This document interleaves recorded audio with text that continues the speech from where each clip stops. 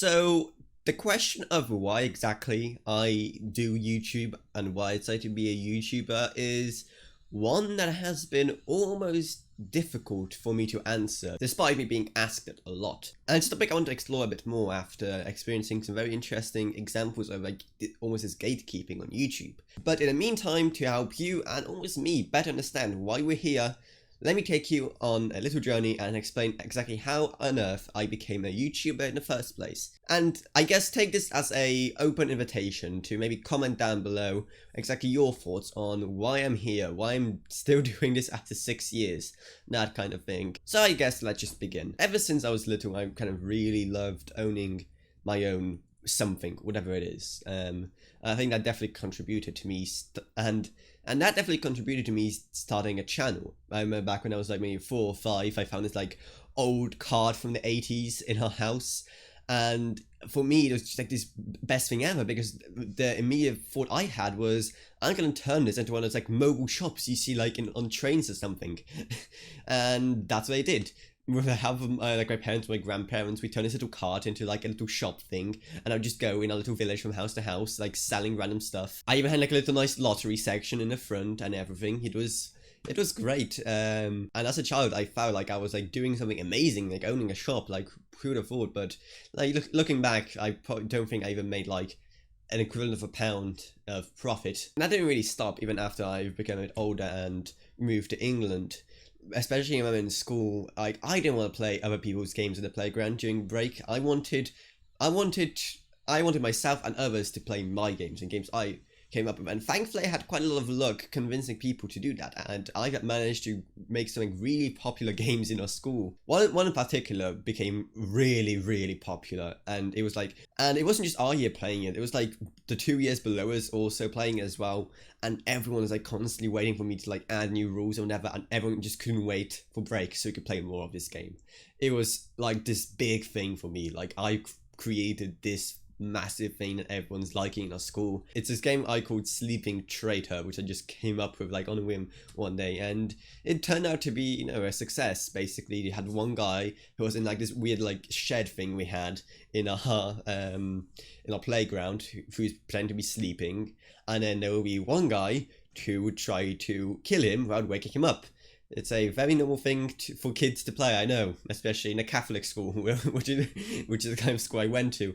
But that wasn't like the hard part. The hard part, there was like a lot of other characters. There were the good guys, so like for example a dog who would like patrol the area, and a guard, like an armed guard with a gun who like also patrol the area, or a CCTV camera, and every person would have like this character, and it all had like predetermined movements. So for example, the camera could just go like from left to right in like a single place, stuff like that. And I really got into like designing and balancing and making everything, and maybe that's one of the reasons I really wanted to like become a game developer for a while, because that kind of thing of making this game and balancing everything and creating all these new characters and roles, and then seeing people, you know, enjoy it. It was a nice experience, and like, and me was getting some kind of like reputation and influence in our school thanks to it. It was also like this amazing feeling. And then when Diary of the Wimpy Kid, for example, became popular, out of nowhere I decided, oh, I know what's a great thing to do, let's start a Diary of the Wimpy Kid club. It was cringy, it was, I don't know what I was planning, but I don't know why I did it, but it just felt natural to, you know, have a club. So I'm guessing you're starting to see a pattern here, and that kind of pattern is what led to me becoming a YouTuber, but almost not directly. It's always completely an accident. One time a friend of mine in the school came in and started telling us all about this great new game called Bin Weevils. For those who don't know, it's basically like Club Penguin kind of, and it was really popular here in the UK, and everyone was like playing it at the time. And honestly, at first I didn't really find it too interesting. I thought it was like too like silly almost, and not serious enough, but soon enough I did get really hooked on it, and it was so much fun. And then happened the thing that turned me into a YouTuber, and it was pretty much a complete accident. Basically, the developers of the game would have like a blog on their website talking about, you know, all the new stuff that's coming and stuff like that, to get, you know, get people hyped and whatever, and just to let people know what kind of changes are coming. And one time, instead of, going straight to the website and going to the blog from there, I just didn't really have time to play the game. I just wanted to check the blog to see what's going on. So I just Googled straight into Google Pinwheel's blog.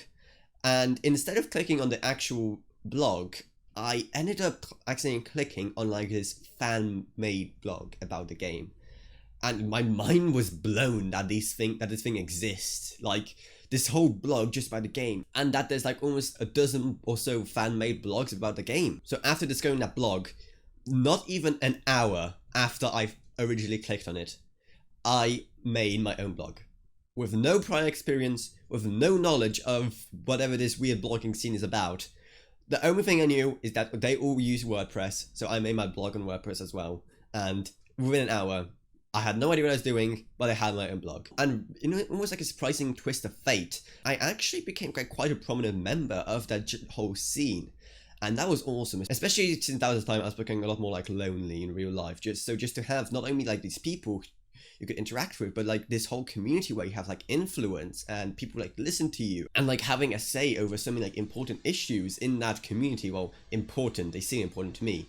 Like, it was a great feeling I never experienced before. Just to feel like I'm part of this like elite club almost, and like being one of the more important people in this community. And it was like a pretty big deal as well, because like even the biggest blog, the one I originally discovered, had like 1 million views, over 1 million views by the time it closed. So it was definitely a big thing in the whole Pinwheels community as a whole. And I soon really became like an important, prominent figure in other people's blogs as well. So that was all it all felt great.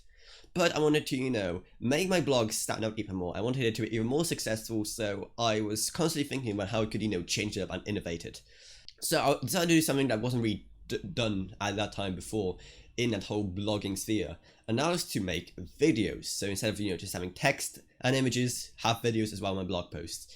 And it felt like, a natural progression and something that would really get people interested. And at first I thought I would just upload these videos straight to the blog. But then I realized that if I created a YouTube channel and upload them to there, essentially I would have people coming over from both the blog and YouTube, all at like no extra effort. So in August 2013, I started this very channel. And at first it was a big hit in the community, especially when I started my like weekend talk show kind of thing. It was my first ever series, and it's a series I really want to bring back one day once the channel is in better standings with the algorithm.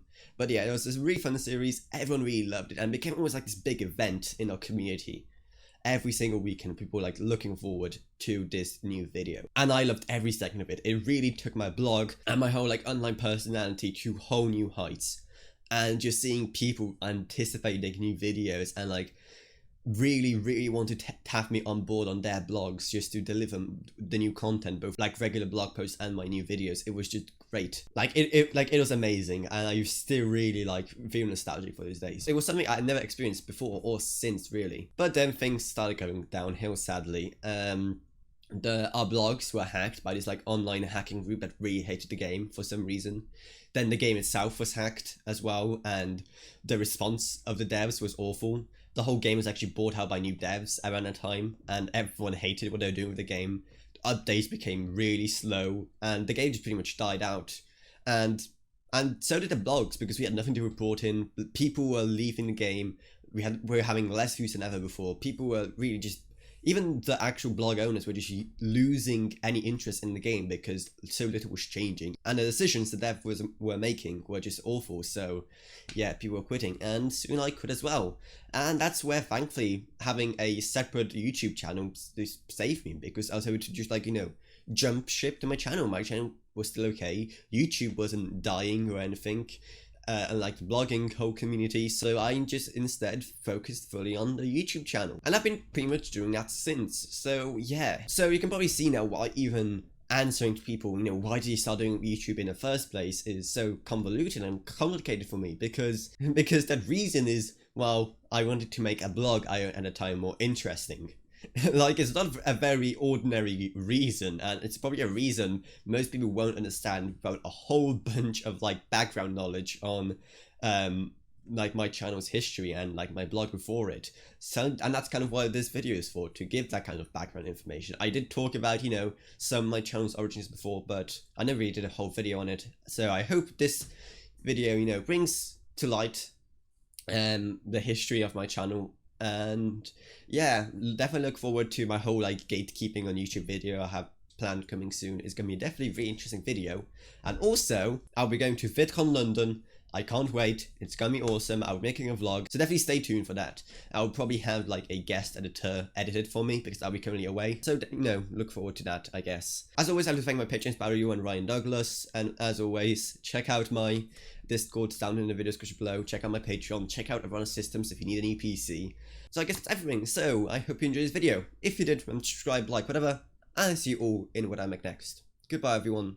Goodbye.